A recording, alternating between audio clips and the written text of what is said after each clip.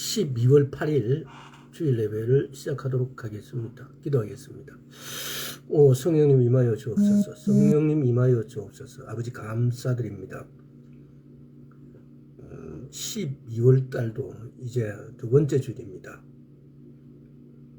아버지, 우리 국내가 계엄령 선포 등으로 어수선합니다. 아버지 하나님, 우리 믿음의 사람들이 이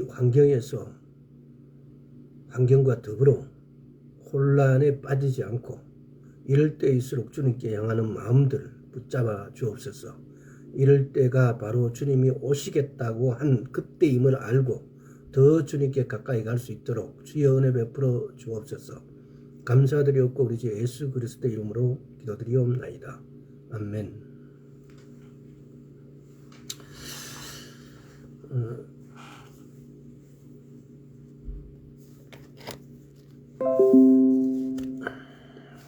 오늘부터는 지난 시간까지 예수 이름에 대해서 우리가 이렇게 알아봤습니다. 오늘부터는 우리 영에 대해서, 왜 우리는 하나님의 음성을 못 들을까? 하나님은 우리 안에 와 계신 이유와 우리에게 하나님을 알게 하시고 우리가 새로운 피조물이 되었다라는 것입니다. 우리의 옛사람은 쉽게 말하면 죽고 우리가 새사람이 되었다는 겁니다. 새로운 자아를 받았다는 겁니다. 우리가 새사람이 되었다라는 것은 하나님하고의 관계가 회복되었다라는 말입니다. 따라서 우리는 하나님하고 관계가 회복되었다는 말은 하나님의 음성을 들을 수 있고 하나님하고 교제가 가능한 자가 되었다는 거거든요. 하나님께 나아갈 수 있는 자가 됐다는 거죠. 의롭다라는 것은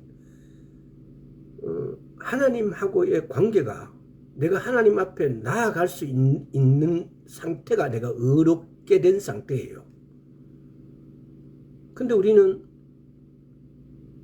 거듭났다 그러고 새롭게 되었다 그러고 새 사람이 되었다 그러고 예수 그리스도로 옷 입었다 그러고 물세례와 성령세례를 받았다 그러고, 그런데도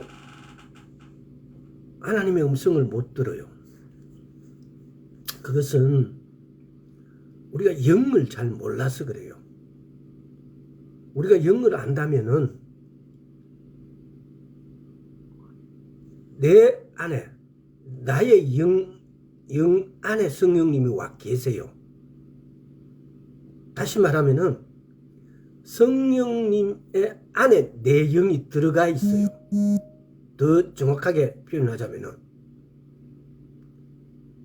그래서 우리는 성령님의 음성을, 성령님의 말씀하시는 뜻과 의지를 우리는 충분히 알 수가 있어요.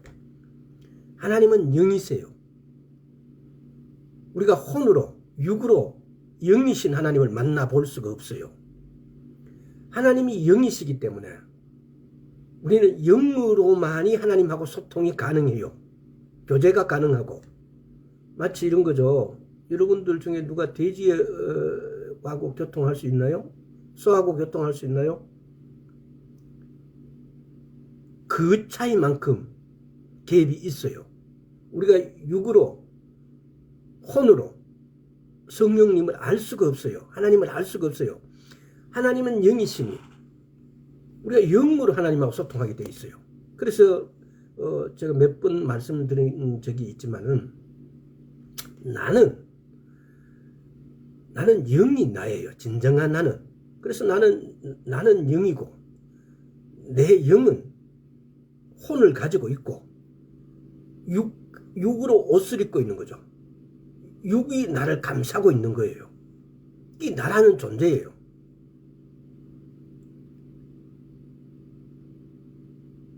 그래서 우리의 하나님의 음성을 듣는다라고 이렇게 말씀을 하는데, 그 하나님의 음성은 무엇로 듣냐는 거죠. 하나님의 뜻과 의지를 우리에게 매번 드러내시는데 우리는 그걸 들을 방법이 없어요. 왜? 영으로 다가가지 않기 때문에. 그래서 오늘은 성경은 속 사람이라 그러고 마음에 숨은 사람이라 그러고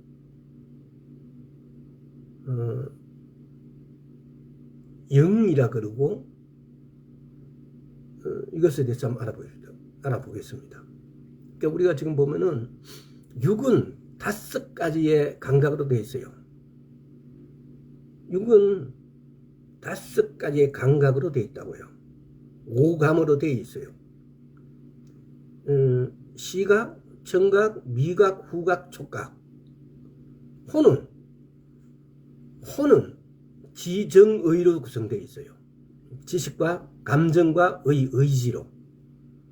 영은 양심과 직관과 교통이 있어요. 이걸 가지고 또 교단마다 또는 뭐 연구하는 학자마다 또 다르게 여러 가지를 말해요. 그런데 일반적인 것이 양심과 직관과 교통이에요. 그래서 오늘은 도대체 우리가 영을 깊숙이 알아서, 이게 캐년 목사님께서 숨은 사람이라는 책을 이렇게 쓰신 게 있어요. 그래서 이 책을 위주로 또 그동안 영에 대해서는 여러 번 케네시 해긴 목사님의 갖고도 영에 대해서 이렇게 여러 가지를 이렇게 다룬 적이 있습니다. 근데 오늘은 쭉 이걸 몇 시간 동안 해서 우리가 영을 알아야 됩니다. 왜? 영을 알아야만이 하나님의 음성을 우리가 들을 수 있어요. 이게 듣는다는 표현은 일반적으로 소통하는 방법 중에 그냥 듣는 것이 가장 크다고 보기 때문에 그런 거예요. 근데 사실은 우리 안에 와 계신 성령님은 우리에게 내적 감각이라든가 또는 또 직관이라든가 양심을 통해서라든가 여러 가지 방법을 가지고 우리에게 대화를 시도하고 계세요. 우리에게 알게 해주세요. 근데 우리는 그냥 그걸 자꾸 귀를 가지고 들으려고 하고 있어요. 그럼 왜? 영을 모르기 때문에 그래요. 그래서 영을 우리가 알아가면서 하나님의 음성을 우리가 듣는 방법, 또 이 영이 단락이 끝나면 하나님의 음성 듣는 부분도 다시 한번 나누도록 하겠습니다. 베드로전서 3장 4절 한번 보겠습니다.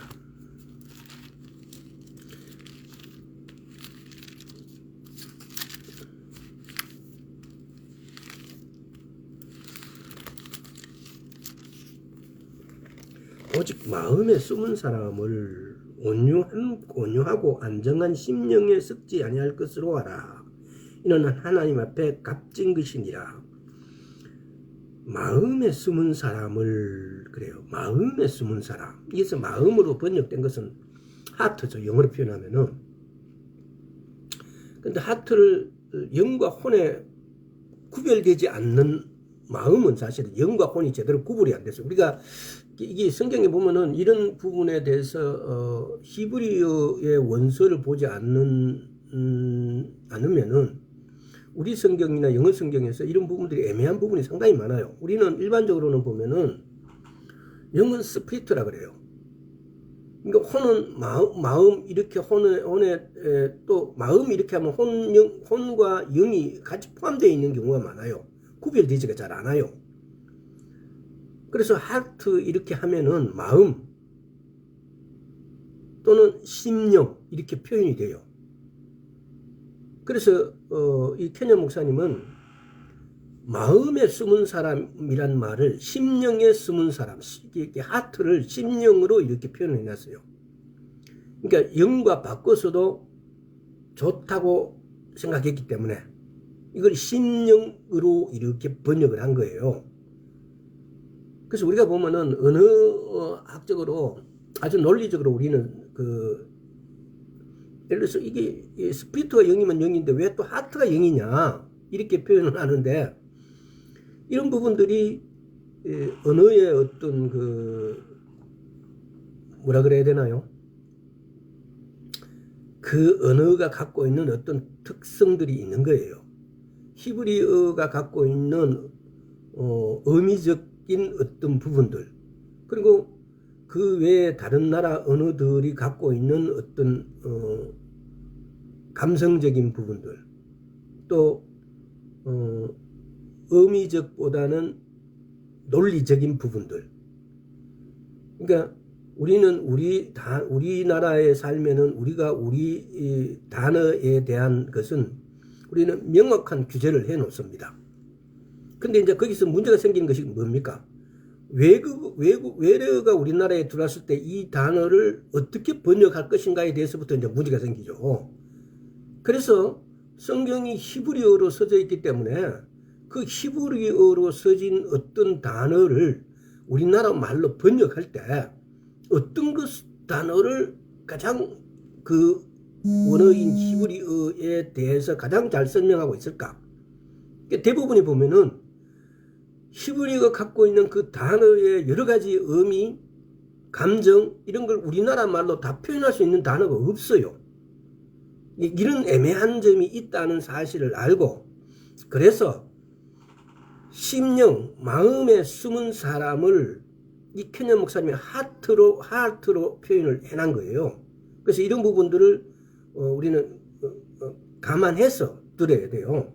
그래서 심리학자들은 잠재의식, 컨셔스 마인드, 컨셔스이라면 양심을 말하죠. 컨셔스, 컨사이언스,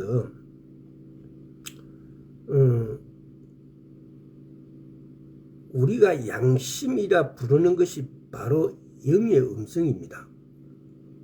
그래서 이걸 양심, 직관, 교통이라고 말씀했죠. 그러니까 직관은 나도 모르게 확 들어오는 거예요. 아마 여러분들 살면서 그런 걸 느꼈을 거예요. 나도 모르게 확 들어와요. 이것이 영의 음성이에요. 양심은 사도행전 23장에 보면은 바울이 그래요. 범사에 지는 양심적으로 했다라고 그래요. 사도행전 한번 가볼게요. 시간이 좀 걸려도. 자, 사도행전 23장 1절. 바울이 공회를 주목하여 가로되, 이게 지금 현재 이 공회를 할 때 여기 앉아 있는 것이 아그리빠 왕 앞에 앉아 있는 거예요.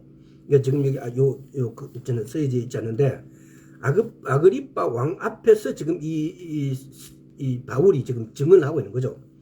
바울이 공회를 주목하여 가로되, 여러분 형제들아, 오늘날까지 내가 범사의 양심을 따라 하나님을 섬겼노라. 양심을 따라 섬겼다라는 것은 내가 영으로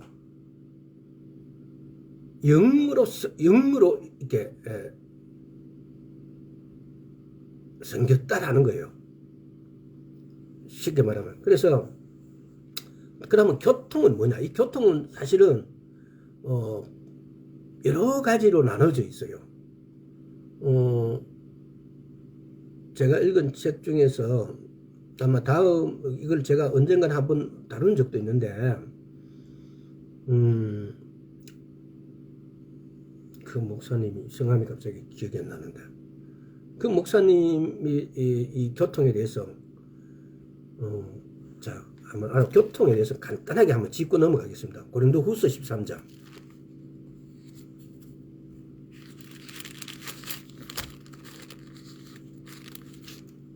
이것은 자세하게는 언젠가 다룰 수 있는 기가 또 있겠죠. 근데 대략적으로 13장 13절. 주 예수 그리스도와 은혜와 하나님의 사랑과 성령의 교통하심이 너희 무리와 함께 있을지어다. 아버지 하나님의 사랑과 예수 그리스도의 은혜와 성령님의 교통하심이 그래요. 성령님의 교통하신다, 이 말 표현을 우리말로 좀 더 세분화해서 번역을 하면은 우리와 성령님하고의 교통을 말해요. 성령님하고 내하고 무엇으로 대화를 하고 내가 성령님이 내 안에 계심을 나는 무엇으로 의사를 교환하고 있는지 이 교통의 의미를 갖고 있는 거예요. 근데 이 교통의 뜻 안에는 교통이는 그냥 커뮤니온이죠. 영어로 표현하면은. 근데 이 교통의 첫째 뜻에는 뭐가 있냐? 코이노니아, 교제. 두 번째는 파트너십. 언젠가 이걸 좀 더 세밀하게 이야기할 때도 있을 것입니다. 세 번째, 인티머시, 친밀함.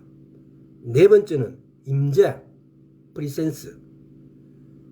다섯 번째는 나눔, sharing together. 나누는 거, sharing together 같이 이렇게. 그다음에 여섯 번째, friendship, 우정. 일곱 번째, 명령, commandment, 명령. 여덟 번째, oneness, 동일성.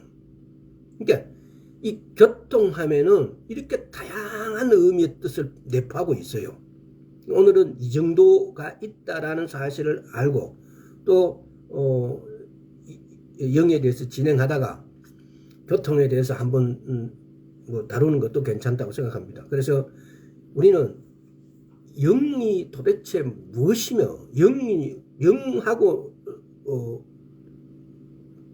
나 자신이 영인데 나는 새로운 피조물이 됐어요. 새로운 피조물이 됐다라는 것은 바로 이 성령님하고의 교제가 원활한 상태를 말해요. 그래서 내가 아버지 하나님 앞에 나아갈 수 있는 자, 의롭게 되어진 자예요. 하나님은 어떻게 표현하면 이런 표현이 돼요. 하나님이 태초에 하나님이 우리 사람을 만들었을 때는 조금 뭐라 그래야 돼요. 사단으로부터 영이 침입을 당해요. 근데 그런 것을 허용하시게 만들으셨어요. 물론 우리도 지금도 마찬가지일 수 있죠. 근데 두 번째 예수님은 이 사단으로부터가 아니고 하나님하고의 교제를 더 허락하게 만드신 거예요. 그래서 우리는 창세기에 보면은 이따 좀 나올지 모르겠습니다. 우리는 하나님의 형상과 모양대로 지음을 받았어요. 형상은 뭘 말합니까? 하나님의 모습과 우리의 모습, 하나님의 모습이 우리같이 생기셨다는 거예요. 모양은요. 존재적으로 똑같은 것을 의미해요. 이게 다른 표현을 어떻게 썼는지 이것이 왜 모양으로 이렇게 번역을 했는지는 잘 모르겠으나 모양이라는 것은 존재적으로 똑같은 걸 말해요. 형상은 우리의 피지컬적으로 형상을 말할 수도 있고 우선 대략적으로 모양은 존재적으로 똑같은 걸 말해요.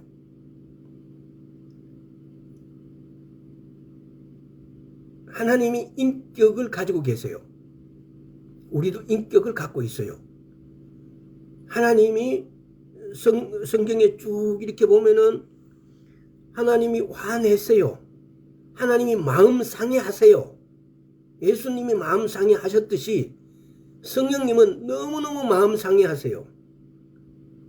조그마한 죄를 보고도 성령님은 마음을 너무 아파하세요. 그래서 그 여자 목사님 누굽니까? 그래서 기억력이 왜 이렇게 안 좋은지 모르겠다. 성령님이 마음 아파하시는 걸 성령님을 제발 이 설교를 하다가 청중들한테 제발 성령님을 마음 아프게 하지 말라고.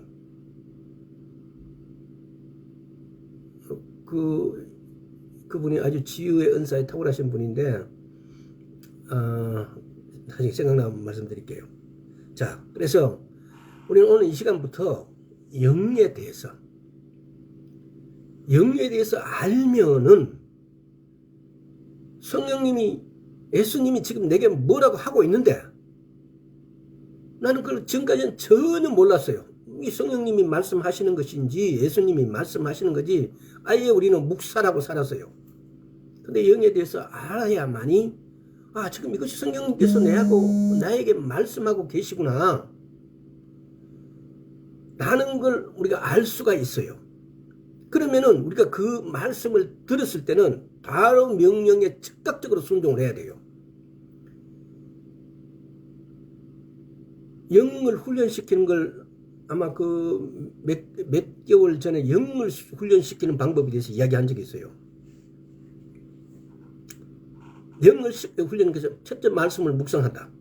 두 번째 말씀을 무조건 지킨다. 세 번째 말씀을 최우선으로 제일 앞자리에 제일 첫자리에 둔다. 네 번째 하나님의 말씀하시는 것은 즉각 즉시 순종한다. 이렇게 할 때 내 영을 훈련시키는 것, 훈련이 되어져요. 이것이 훈련이 되어지면 아주 작은 것, 세밀한 것부터 시작해서 내가 밥을 할 것인지 말 것인지, 그릇을 닦을 건지 말 건지, 내가 지금 청소를 할 것인지 말 것인지에 대해서도 성령님이 내게 말씀해 주십니다. 그렇게 되면 어떻게 되겠어요? 사건, 사고를 방지해 주시고, 경제적으로는 내가 손해보는 어떤 것에도 투자하지 않게 하여 주실 것이고, 내가 어떤 것을 투자하면 내게 부유가 올 수 있다는 것도 말씀하여 주실 것이고, 다 가르쳐 주신다는 겁니다. 근데 우리가 우리의 영이 아주 굳어져 있어서, 쉽게 말하면은 이 성령님하고의 교제가 안 되니까, 코이노니아가 안 되니까, 우리가 성령님으로부터 이 성령님의 다 아시는 하나님이신 이 성령님의 음성으로 듣지 못하니까, 그러니까 우리는 손해를 볼 수밖에 없고 다칠 수밖에 없고 사고를 방지할 수도 없고 이런 거죠. 자, 그래서 우리는 아버지의 생명과 본성을 받은 재창조된 영이죠. 그래서 이 영으로 그리스도와 연합해서 영생을 받습니다. 영성은 하나님 아버지의 본성이고 그 본성은 사랑입니다. 요한복음 17장을 한번 가볼까요? 영생에 대해서도 이것도 여러분 이게 묵상을 많이 해보셔야 됩니다. 지금 요 보면은 3절에 영생은 곧 유일하신 참 하나님과 그의 보내신 자 예수 그리스도를 아는 것이다 그래요. 영생이라는 이 단어는 우리는 일반적으로 죽지 않고 영원히 사는 것으로만 생각해요. 아닙니다. 참 하나님 아버지와 그 아들 예수 그리스도를 아는 것이 영생이라고 그래요. 그러니까 우리가 사용하는 언어, 세상적인 언어의 뜻하고 하나님 나라에서 사용되어지는 언어의 뜻하고는 이렇게 갭이 있습니다. 그래서 이런 것들을 알아가는 것이 성경을 알아가는 것이 되고, 이런 것이 성경을 알아가는 것이 하나님께 더 가까이 가게 되어지는 것이고, 그래서 더 가까이 가게 되어지면은 하나님의 음성을 우리가 듣게 되어지고, 하나님의 뜻을 우리가 간파하게 되어지고, 하나님의 의지를 우리가 간파하게 되어지고, 그러면은 그 하나님의 뜻과 의지와 음성에 우리는 순종하게 되어질 때 우리가 점점 영적인 사람이 되어지는 거죠. 그렇게 했을 때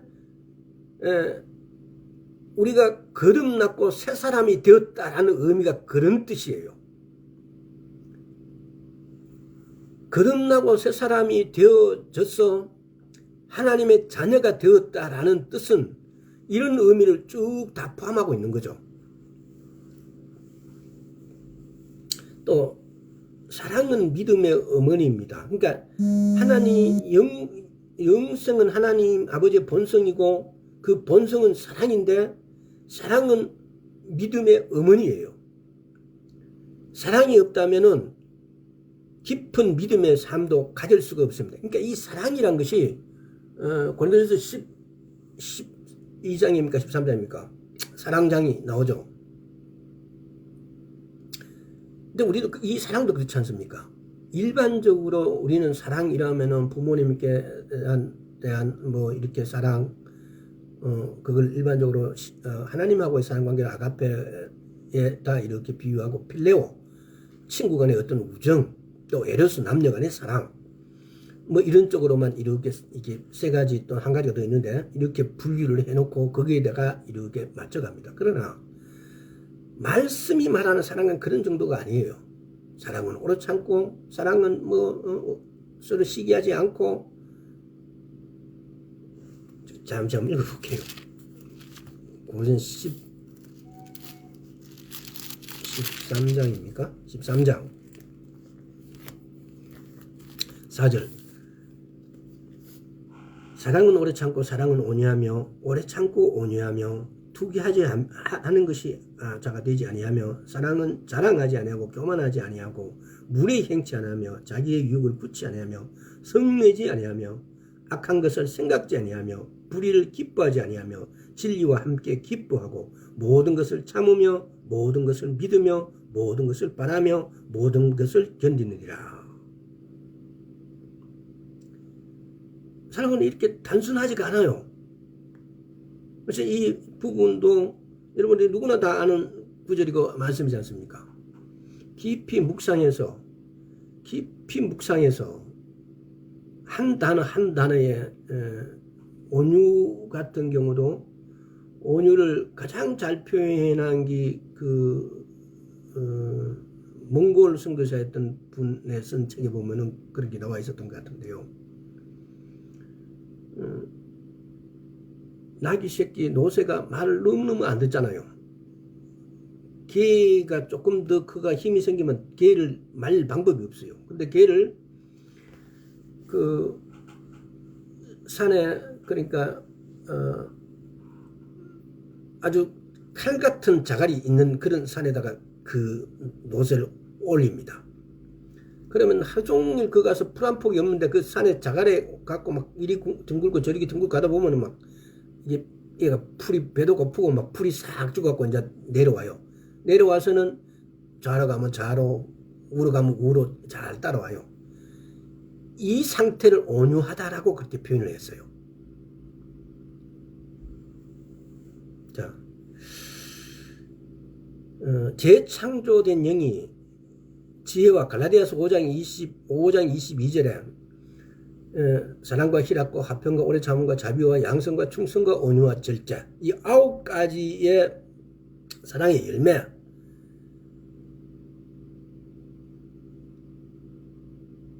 그러니까 재창조된 영은 이 9가지 열매들의 근원이라는 거예요.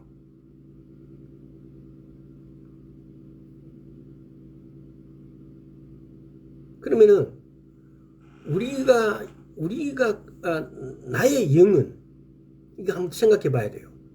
그래서 한번 비교를 여러분 한번 해보세요. 그러면 내가 무엇이 부족한지, 그리고 내 영을 훈련을 왜 해야 되는지. 영을 훈련하는 것이 뭐라고요?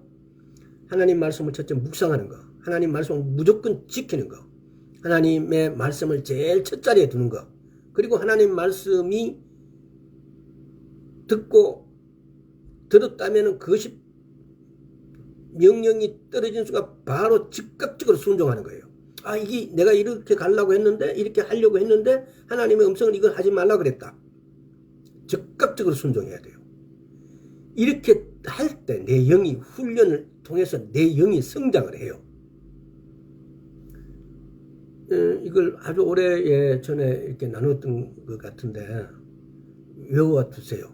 하나님 말씀을 묵상하는 거, 하나님 말씀을 무조건 지키는 거, 하나님의 말씀을 제일 첫 자리에 두는 거, 하나님 말씀에 들려오는 순간 이게 하나님의 말씀이다라고 느끼는 순간, 아는 순간 즉시 순종해야 되는 거예요. 우리는 하나님과 같은 존재입니다. 하나님의 형상과 모양대로 지음을 받았습니다. 창세기 우리는 하나님의 형상과 모양대로 지음을 받았다 그래요.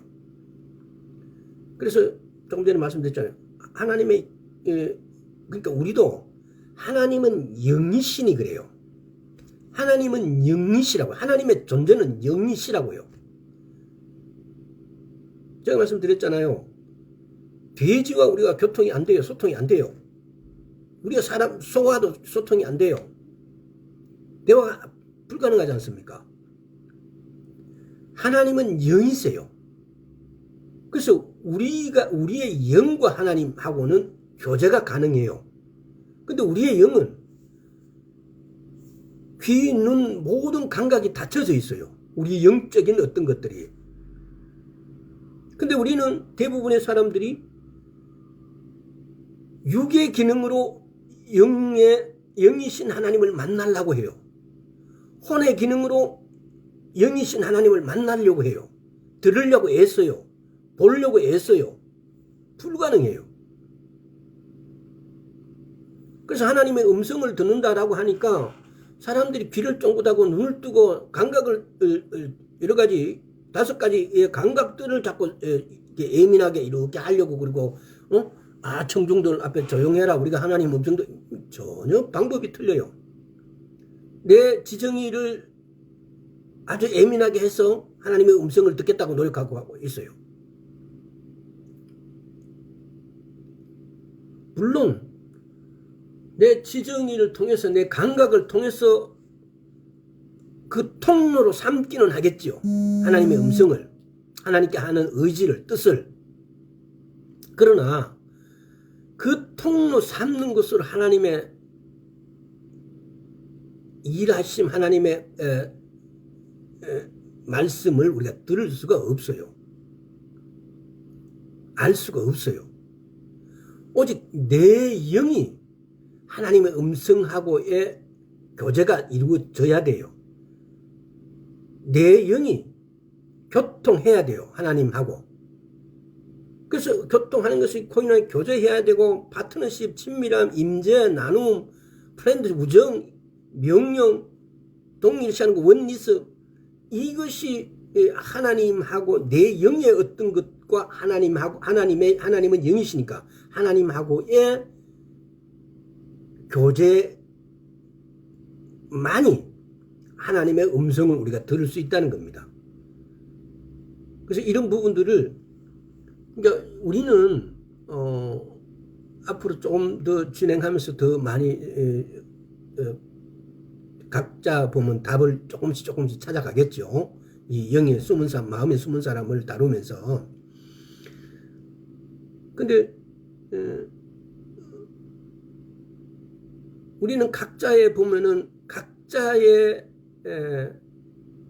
아는 것이 있고 모르는 것이 있고 그러다가 때로는 잊었던 말인데 떠올라서 그것이 가장 오늘은 내가 성령님과 교통이 가장 원만하게 이루어낼 수도 있습니다. 제가 지금 말씀을 드리는 것을 이해를 잘 하시길 바랍니다. 내가 전에 알고 있었던 영적인 어떤 요소가 전에는 내가 하나님하고 음성 이렇게 막 공부를 하면서 또 연구를 하면서 음성이 막 들렸던 것 같고 하나님의 뜻이 이런 것이었고 내가 막 자세히 알았던 것 같은데 또 세월 속에 묻혀서 지내다 보니까 그런 걸 망각하고 지내다 보니까 어느 순간 내가 또 귀머거리가 돼 있고 봉사가 돼 있고 냄새도 못 맡고 맛도 못 보고 감각도 없는 사람이 되어 있어요. 그러다가 또 다시 오늘 이렇게 영을 다루면서 보니까 그래 그때 이것이 내가 하나님의 음성을 듣는 통로였구나. 그때 내가 하나님의 음성을 잘 들은 것 같고 하나님의 뜻을 잘 알 수 있었던 것 같은데 그것은 이것이었다라는 겁니다. 그래서 그걸 여러분들이 말씀을 나누면서 각자 찾아가야 됩니다. 그래서 영과의 교제, 소통 굉장히 중요합니다. 그래서 이 마지막 때에 하나님 우리 안에 보내주신 성령님의 음성을 못 듣는다면은 누구든지 하나님 나라에 들어갈 수 없을 가능성이 많습니다. 지금 보십시오. 이스라엘은 가자지구, 레바논 지금 레바논하고 휴전 협정을 한다 그랬는데 휴전이 안 돼요. 명분상 명목상은 휴전한다 그런데 실제적으로 계속 공격하고 있어요. 계속 포탄이 왔다 갔다 하고 있어요. 왜 그럴까요? 이미 그 사람들하고의 이 무슬림이나 또는 헤즈볼라라든가 하마스라든가 파타라든가 이런 무장 단체들하고의 이 신용이 다 깨지고 없는 거예요. 그들이 분리할 때는 또 휴전하자 그랬다가 또 머지않아서 또 공격하고 어떻게 믿겠어요? 그러니까 지금 단지 그 전쟁 상황에 대한 것이 문제가 아니고 이것이 말하고 있는 것이 뭘까? 주님 오심이 너무 가깝다는 겁니다. 주님 오심이 너무 가깝다는 거예요.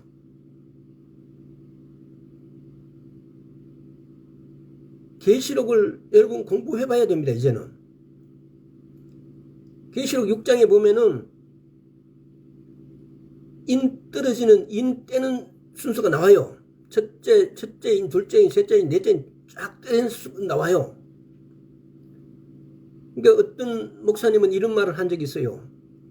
마태복음 23장, 마가복음 13장, 누가복음 21장이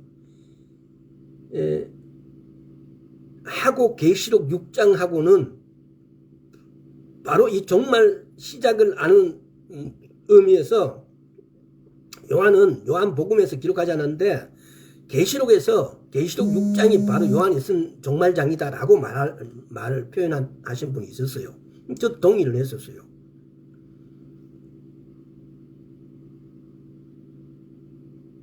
말을 좀 잠시 이렇게 바꾸러 갔는데, 그래서 자 다시 본론으로 들어가겠습니다. 사람은 하나님의 본성을 받음으로써 하나님의 자녀가 될 수 있습니다.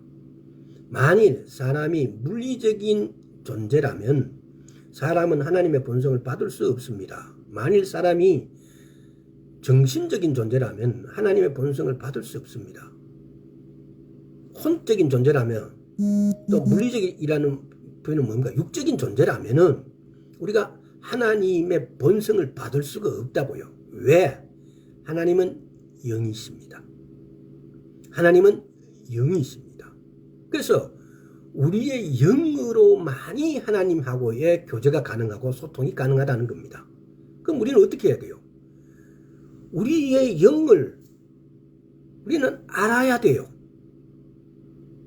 내 육이, 내 혼이 생각하고 하는 내 감정, 내 의지, 여기에서 나오는 말을 내 육이 느끼는 어떤 것을 이렇게, 이제 우리가 이걸 참 그래요. 영혼육이 따로지만은 하나예요. 내 영에서 나온 말을 내 혼과 육은 그대로 느끼고 알고 이게 전달 코스가 내인데 오는 것, 내가 말하고 내가 표현하는 거죠. 그래서 우리는 이 절묘하게 연결되어 있고 그렇지만은 절묘하게 차이가 나는 소스가 틀리잖아요. 영에서 오는 소스와 내 혼에서 오는 소스가 분명히 틀려요. 그래서 영에서 오는 소스는 왜? 우리는 거듭났기 때문에, 우리는 예수 그리스도를 옷 입었기 때문에, 우리는 물세례 성령 세례를 받았기 때문에 우리의 영만이 하나님의 소스를 그대로 가져와요. 내 안에 계신 성령님으로부터. 처음에 말했잖아요. 내 영 안에 성령님은 와 계신 것 같지만 아니라고요. 성령님 영 안에 내가 그 안에 포함되어 있다고요. 그래서 내 영은 성령님으로부터의 원천적인 소스를 받아서 이것이 혼과 육을 통해서 나타나고 사는 사람을 우리는 속사람이라고 할 수 있고, 거듭난 사람이라고 할 수 있고, 마음에 숨은 사람의 말대로 따라가고 사는 이런 사람들은 어떻게 돼요? 어려운 사람, 어려운 생활을 하고 있는 거죠. 반대로 내 육에서 혼에서 나오는 대로 느끼는 대로 사는 사람은 그 사람이에요. 그럼 욕망대로 사는 사람이 되겠죠. 욕구대로 사는 사람이 되겠죠. 그래서 미묘하지만은 여러분, 영의 파트를 우리는 알아가야 됩니다. 그래서 이걸 구분해서 이걸 알게 되어지면은 우리는 이걸 훈련해야 됩니다. 그래서 날마다 영적인 사람으로, 날마다 더 영적인 사람으로, 날마다 더 하나님의 자녀로 성장해 나가야 됩니다. 성숙해 가야 됩니다. 타락하기 전에 에덴 동산에서 하나님과 교제를 나누었던 사람의 영이 지배할 때 그의 감각들은 그의 영에게 종속되어 있었습니다. 그러나 그가 죄를 범하고 그의 영이 대적의 본성을 받았을 때 영은 감각들에 종속되었습니다. 죄를 짓게 되어지면은 한번 가만히 생각해 보세요. 내 영은 점잖게 내 안에 있어요. 근데 내가 죄를 짓는다. 내 영이 이 감각들, 육에 또는 혼의 생각에 지배를 받고 있는 거예요. 반대로 내 감각과 내 혼이 있는데 얘들하고 틀리게 얘들이 바라는 대로 하는 것이 아니고 내 영의 뜻대로 하는 거. 영의 뜻대로 우리가 어떻게 알고 어떻게 해야 하는 것이 영의 뜻대로 하는 거예요. 말씀대로 하는 거. 이 말씀대로 살고 말씀을 지키고 사는 삶이 바로 영의 삶이에요. 영이 훈련시키는데 첫째가 뭐였어요? 말씀을 묵상하는 거예요. 말씀을 묵상한다는 건요, 말씀을 읽고 듣는 것이 전제가 되어 있는 거예요. 말씀을 읽고 듣지 않는 상태에서 어떻게 묵상해요? 앞뒤 구절을 분석하고 이게 내인데 와서 이 말씀이 내인데 와서 턱 걸린다는 표현 뭐 이렇게 쓸게요. 이렇게 할 때 내가 말씀을 묵상하게 되는 거예요. 그 말씀을 묵상한다는 것은 읽는 것은 반드시 전제가 되어야 돼요.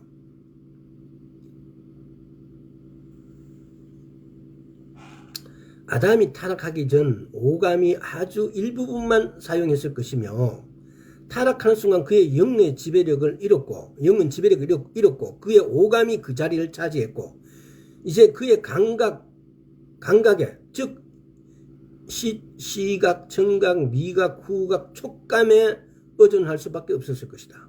우리 역시 마찬가지입니다.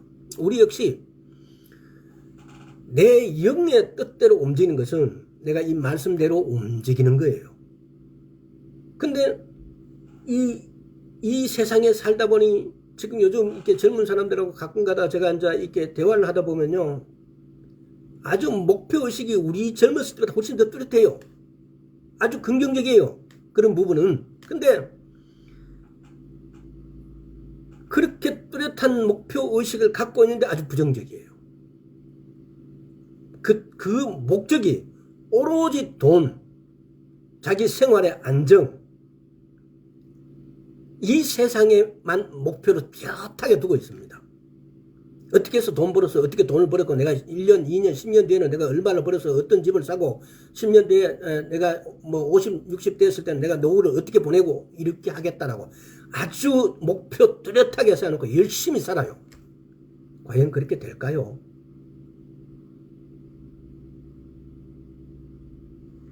사람이 아무리 그렇게 해갖고 열심히 하려고 해도요, 환경은요, 전쟁이라는 것은요, 그 모든 나의 노력 수고를 한꺼번에 싹 바꿔버립니다. 여러분, 지금 여러분 눈을 크게 뜨고 살아야 됩니다. 여러분 한번 보세요. 트럼프가 대통령이 되면은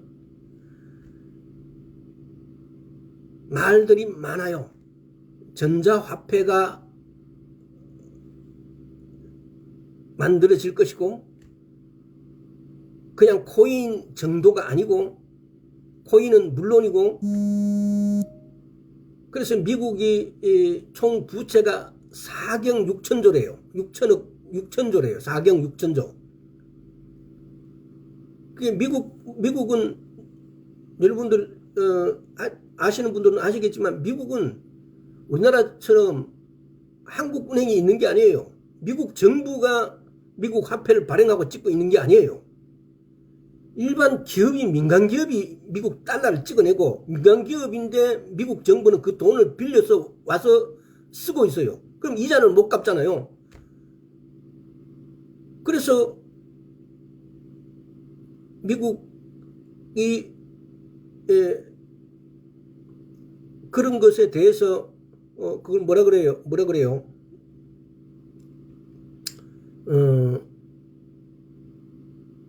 미국 정부가 완전 갑자기 그 용어도 까먹었는데 그런 일이 발생되어져요. 미국 정부가 하나처럼 문 닫을 수 있다는 거예요. 그러니까 트럼프는 그것을 미국 정부의 부채를 갚을 방안을 생각해 보니까 코인에다가 중점을 두고, 그럼 코인에다 전부 다 중점 두냐? 아니에요. 이 지폐를 미국 지폐를 하루아침에 쓰레기를 만들어 버릴 수도 있어요. 대체 화폐가 만들어지면. 그러니까 전자화폐가 만들어져 놓고 미국 지폐가 어느 순간 전자화폐를 만들면은 옛날에는 금본위제 이래가지고 우리가 닉슨 대통령 때 처음으로 금본위제가 폐지된 거예요. 그게 70년대 좀 된 거죠. 근데 금본위제 할 때는 내가 화폐를 찍어낸 만큼 금을 갖다가 은행의 창고에다 보관을 해야 돼요. 근데 지금은 신용화폐가 되고 그런 게 없어요. 전자화폐 되면은 이것을 미국에서 얼마만큼 발행하는지 뭐 하는지 아무 의미가 없어요, 이게. 그 화폐가, 만약에 종이장이 되면 좀 그거를 대체할 만한 기본적인 자산이 창고에 전혀 있지 않아요. 지금 미 달러도 그런 거잖아요.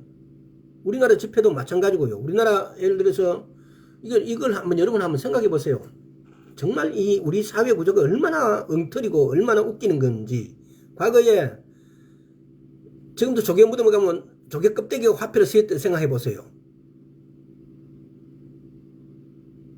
그까지 조개 껍데기가 화폐로 쓰였는데 그럼 뭐 아무나 가서 그거 주우면 되지 않느냐. 그건 물론 표시가 있겠죠. 뭐 나름대로 또 공공기관에서. 어쨌든 간에 그 조개 껍데기가 화폐로 쓰였을 때 요즘같이 양식하는 조개 업체 같으면은 엄청 부자 되는 거죠.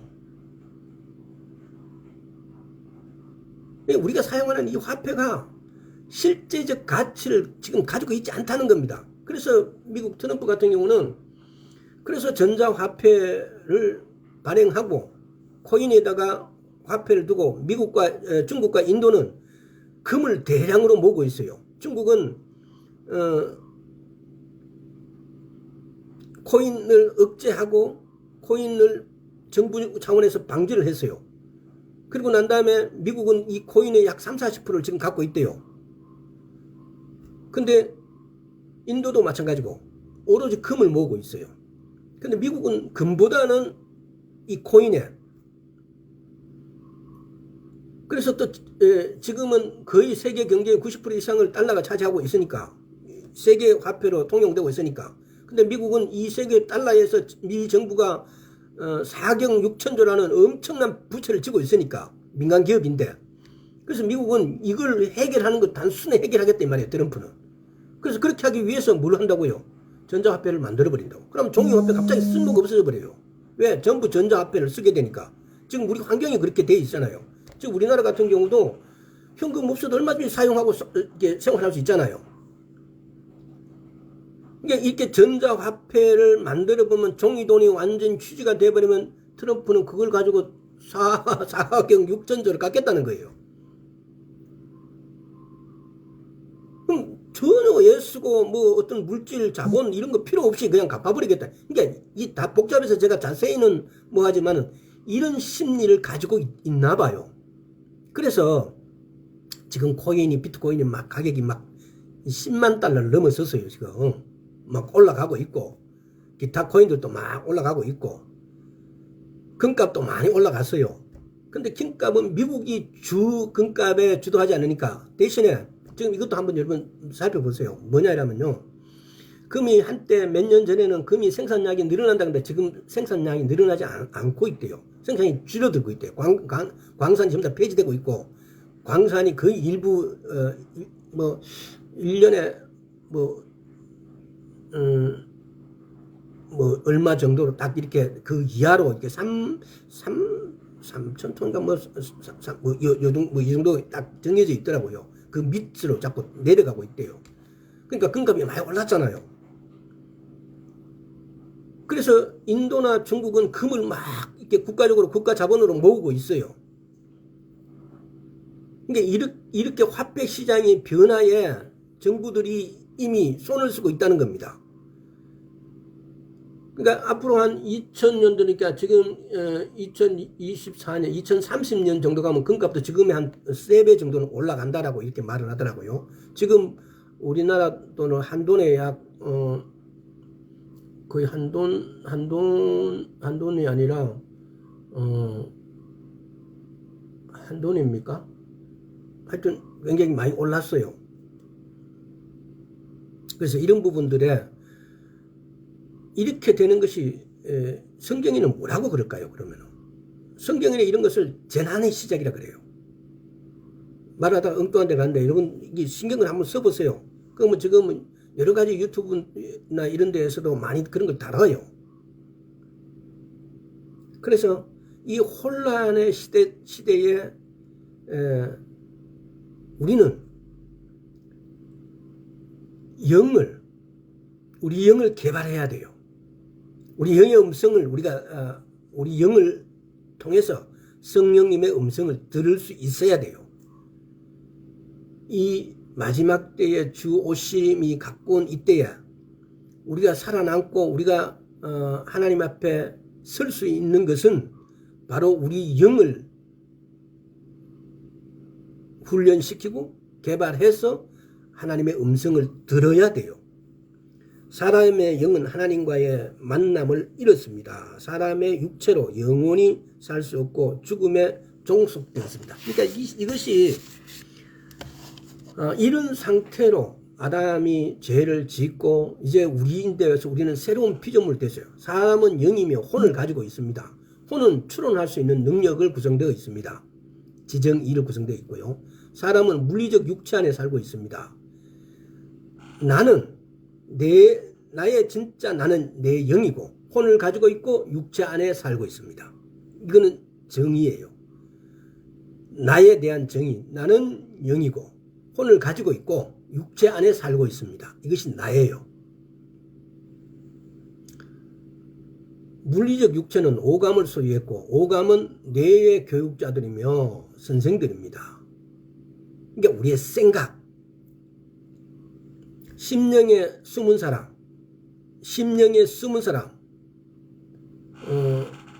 속사람, 새사람, 내세자예요. 애자는 영적인 죽음, 즉 대적의 본성을 지니고 태어났습니다. 그러나 세자는 사랑, 즉 하나님의 본성을 지니고 태어났습니다. 그러니까 우리는 이런 상황을 잘 몰랐지만은 그러나 우리가 세자, 내가 새 사람이 됐다. 내 마음에 숨은 사람, 내 속사람, 내 세자는 하나님 아버지의 본성을 지니고 있다고요. 그래서 우리의 영은 내 세자는 내 새사람은 하나님과 교통할 수 있다고요. 돼지와 돼지가 교통하듯 우리의 영은 하나님께서 아버지께서 존재와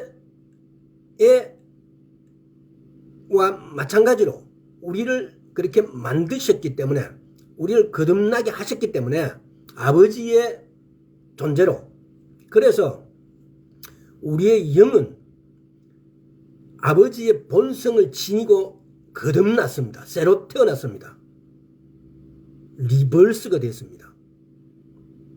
애자는 대적과 사귐이 있었지만은 새로운 피조물은 아버지와 사귐이 있습니다. 교통이죠. 교제. 사람의 타락 이후 그리스도께서 오시기 전 그 누구도 염소들과 황소들과 양들의 속죄의 피 없이는 하나님께 나아갈 수가 없었습니다. 속죄제를 드리는 이유는 속죄제를 드리지 않고는 아버지께 나아갈 수 있는 방법이 없었습니다. 그러나 새로운 피조물은 오순절에 존재하게 되었고 마치 죄라는 것이 존재한 적이 없었던 것처럼 아버지 앞에 설 수 있게 되었습니다. 오순절을 통해서 우리가 새로운 피조물이 된 거예요. 그래서 이제 우리가 아버지 앞에 나아갈 수 있는 존재가 된 거예요. 아버지 앞에 나아갈 수 있다는 것을 다른 말로 뭐라고 표현해요? 우리가 의롭게 되어진 거예요. 의롭게 되어진 거예요. 한번 따라해 보세요. 나는 의로운 자가 되었습니다. 우리 이 말하는 양심 좀 찔리는 사람도 있죠. 그렇지만 우리는 의로운 자가 되었습니다. 아버지 하나님의 은혜로. 그러므로 이제 그리스도 예수 안에 있는 자에게는 결코 정죄함이 없습니다. 로마서 8장 한번 보겠습니다.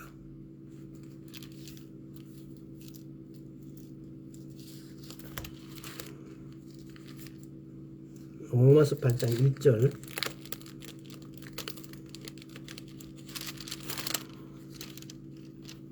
그러므로 이제 그리스도 예수 안에 있는 자에게는 결코 정죄함이 없나니. 자, 8장 33절 보겠습니다. 누가 능히 하나님의 택하신 자들 송사하려 어렵다 하시는 하나님이시니. 누가 우리를 송사해요? 내가 왜 어렵다고 양심이 찔린다 이렇게 해야 돼요. 나를 어렵다 하시는 분은 아버지 하나님이시라고요.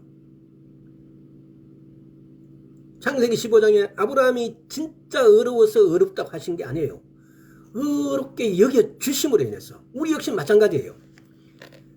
아버지 하나님께서 우리를 어렵게 여겨주심으로 인하여 우리가 어려운 자가 된 거예요.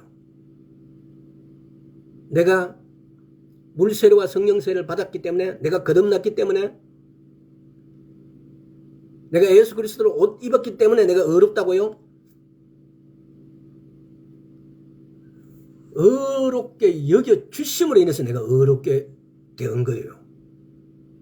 내가 그것을 다 해서 이렇게 하면 네가 어렵게 되어진다 라고 말씀하셨고 우리는 그것을 지켰다 할지라도 내가 어렵게 된 것이 아니고 아버지 하나님께서 나를 어렵게 여겨주심으로 내가 어렵게 되어진 거다 이 말입니다. 이 이치를, 이 말씀의 이치를 정확하게 꿰뚫고 있다면은 내가 어렵게 됐다고 함부로 고개 막 쳐들고 이렇게 설치면 안 되는 거죠. 왜? 아버지께서 그렇게 여겨주셨다고요. 내가 물세를, 성령세를 받았기 때문에, 내가 그래서 거듭났기 때문에, 그랬기 때문에 내가 어렵다라고. 밀양 영화 옛날에도 이야기한 적이 있는데 그거 똑같아요.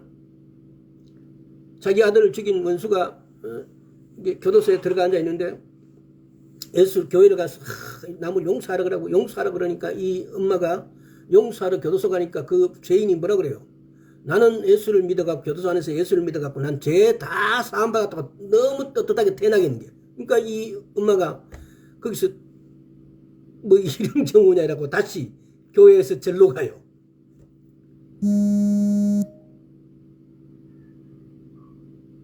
내가 어렵다라고 해서 어렵게 여겨주시는 아버지 하나님으로부터 하나님으로 말미암음이지 내가 진짜 세례를 받았기 때문에 물세례를 받았기 때문에 성령세례를 받았기 때문에 내가 예수 그리스도를 옷 입었기 때문에 내가 어렵게 된 것이 아니라는 사실입니다.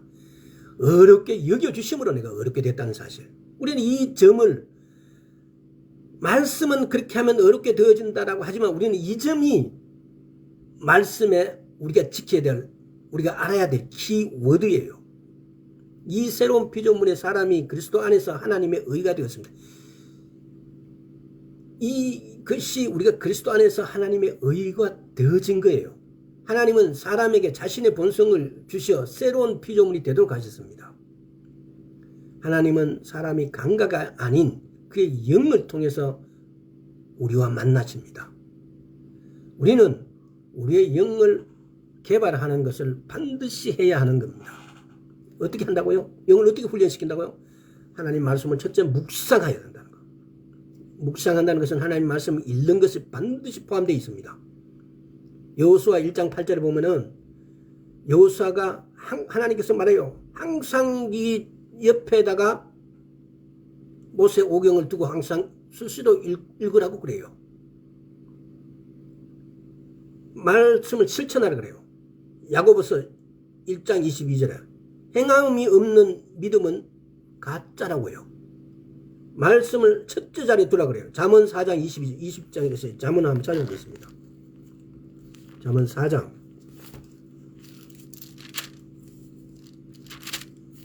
20절에서 22절. 내 아들아 내 말에 주의하며 나의 이르는 것에 내 귀를 기울이라. 그것을 내 눈에서 떠나게 말며 내 마음 속에 지키라. 그것을 얻는 자에는 생명이 되며 그 온 육체의 건강이 됨이라. 말씀을 첫자로 듣는데 그것을 얻는 자. 뭘 얻는 자예요? 말씀을, 하나님의 말씀을 얻는 자예요. 그리고 네 번째 뭐니까? 영의 음성에 즉시 순종하라는 겁니다. 영의 음성에 즉시 즉각 순종하는 겁니다. 그래서 우리가 영의 음성을 듣는 방법은 이것 때문에 영의 음성을 듣는 방법을 한번 해야 되겠네요.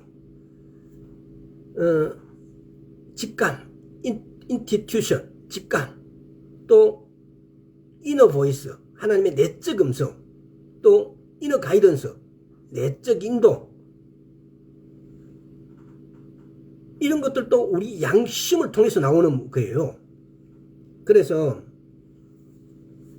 양심은 사도행전 21장에 바울도 내가 아까 전에 읽었지 않습니까? 범사의 양심을 따라 행한다고요. 행동한다고.